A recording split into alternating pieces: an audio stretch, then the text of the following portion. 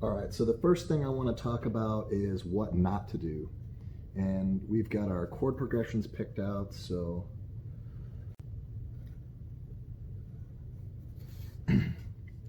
let's try F major. Why not? And let's start out with a really standard chord progression, which is 1, 4, 5, 1.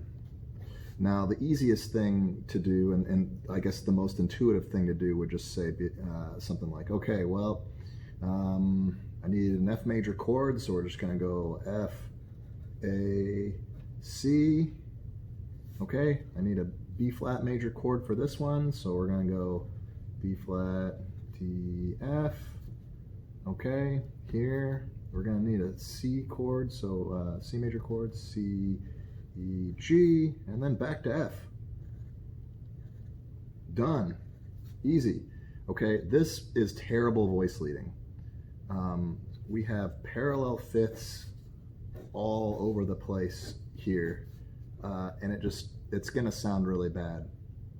So we don't want to use this type of voice leading at all. Just all parallel motion. It sounds boring. It doesn't follow our counterpoint rules, and it's just not good. So we're going to have to think a little bit harder.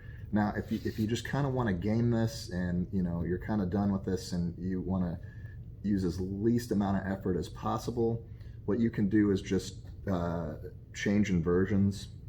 Now, if you use a first inversion chord,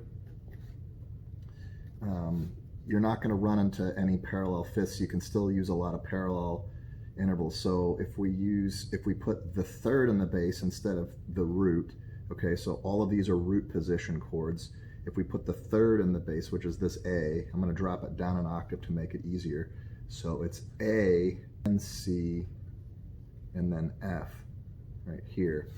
So with this, we've got a third here, a fourth here, but it's not with the bass, so that's fine. And then the outer interval is a sixth.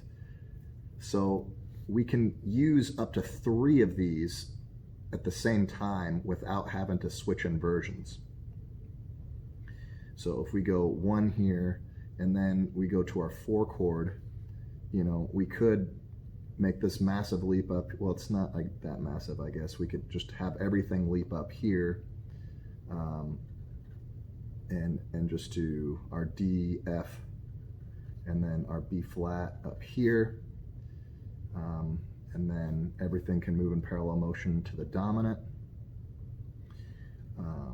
Up here, C major first inversion. Now, if you want to get technical, you can add the inversion symbol. I'm not really worried about that right now. This is for another pandemic.